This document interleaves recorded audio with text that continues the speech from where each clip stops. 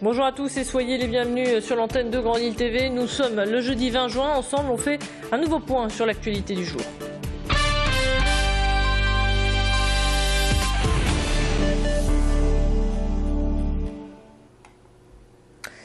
Christiane Taubira de passage sur la métropole lilloise à l'occasion de la 28e assise nationale des associations d'aide aux victimes. La garde des Sceaux était ce matin à Roubaix, à l'École nationale de protection judiciaire de la jeunesse. Le thème cette année est la confiance numérique et les cybervictimes. La ministre a évoqué la cybercriminalité et a rappelé les moyens de lutte déjà existants. Sa présence avait pour objectif de rassurer les associations. Une visite ministérielle très sécurisée puisqu'il a été impossible à notre journaliste d'interviewer la garde des Sceaux. Les associations, fort heureusement, ont été plus bavardes sur le sujet. Exemple avec le service intercommunal d'aide aux victimes pour qui aujourd'hui la cybercriminalité est en constante progression. Il est donc difficile d'établir un profil type de la victime. Le profil, c'est assez compliqué. Ce qui est clair, c'est qu'aujourd'hui, c'est quelque chose qui est en train de s'installer parmi nous. L'économie numérique est en train de s'installer et aujourd'hui, finalement, il y a plein de déviances qui sont en train de s'installer via le numérique.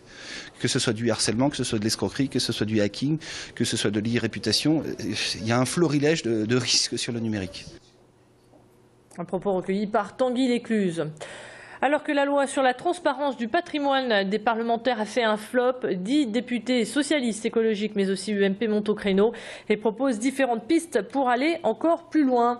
Ainsi, Gérald Darmanin, député UMP du Nord, souhaite que les élus ne puissent plus acheter leur permanence électorale avec leurs indemnités de représentation et de frais de mandat qui couvrent les dépenses liées à l'activité de député. Selon lui, cela revient à se constituer un patrimoine avec l'argent public.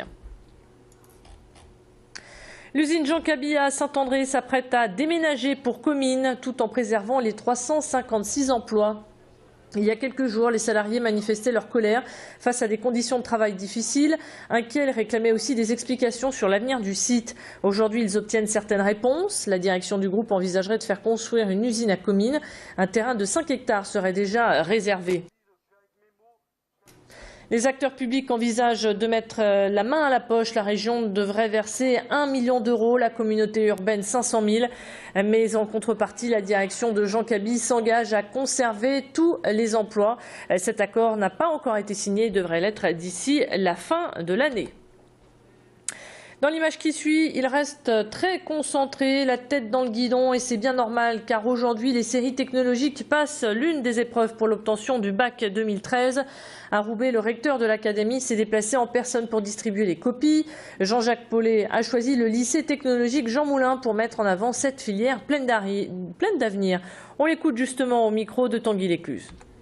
De manière générale, les feux de l'actualité sont souvent braqués sur l'épreuve de philosophie et sur le bac général, le premier jour, avec toute la mythologie qui s'y attache.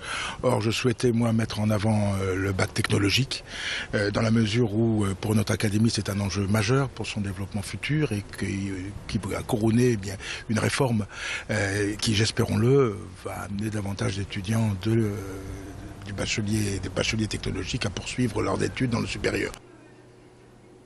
5, c'est le chiffre du jour. Transpol s'engage à rembourser ses usagers de 5 € en raison des 3 jours de grève occasionnés à la mi-mai.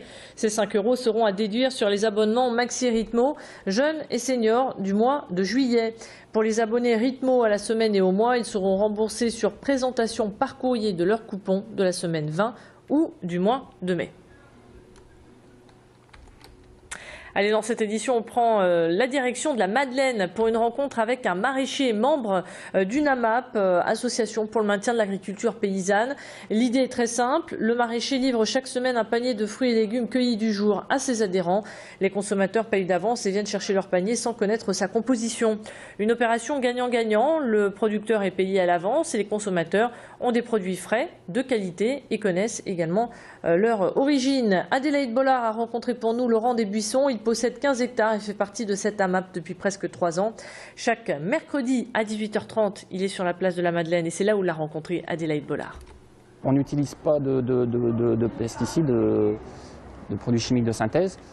Et le mieux, c'est encore d'être labellisé agriculture biologique, comme ça c'est une garantie supplémentaire. Pour des petites fermes, c'est un bon débouché, un bon moyen d'écouler ces produits. Et ça permet à la ferme de subsister quoi, dans un environnement qui est quand même assez difficile. Et on termine cette édition en musique. Demain, ça va chanter et danser sur l'ensemble de la métropole lilloise. À l'occasion de la fête de la musique, de nombreux groupes seront en représentation. Lita Kira, qui a fait la première partie de la tournée de Superbus, se produira demain soir à Lille au Square Café. Je vous propose sans plus tarder de découvrir un extrait de leur dernier titre, Dans ma toile. Et petit à petit, point par point, ce n'est pas une robe que je coupe point par point. Et petit à petit, point par point, ce n'est pas une robe que je coupe point par point. Avant, j'avais peur des araignées, comme beaucoup d'autres filles déjà. Je pouvais aimer quand j'en voyais. Voilà, si vous aimez, rendez-vous donc au Square Café demain soir à Lille. Fin de ce flash, restez avec nous à suivre votre météo.